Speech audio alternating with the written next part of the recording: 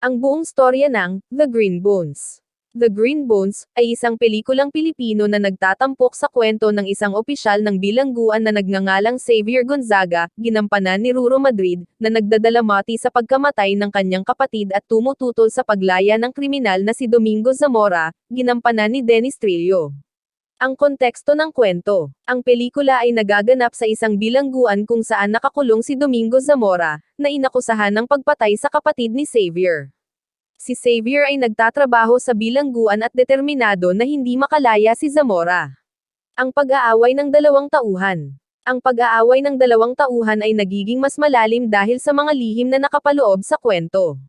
Si Zamora ay hindi makapagsalita, at ang kanyang katahimikan ay nagdaragdag sa misteryo ng kanyang pagkatao.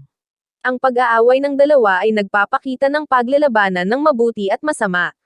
Ang mensahe ng pelikula, The Green Bones, ay nagbibigay ng isang malalim na pag-aaral sa mga tema ng pagpapatawad, hustisya, at ang paghahanap ng katotohanan.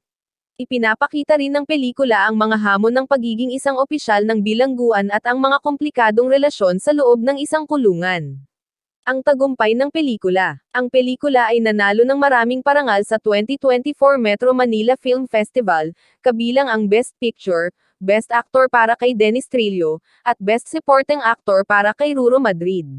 Ang tagumpay ng pelikula ay nagpapatunay sa husay ng pagkukwento at ang kakayahan ng mga aktor na maghatid ng isang malalim at makahulugang kwento, salungguhit link sa lungguhit icon.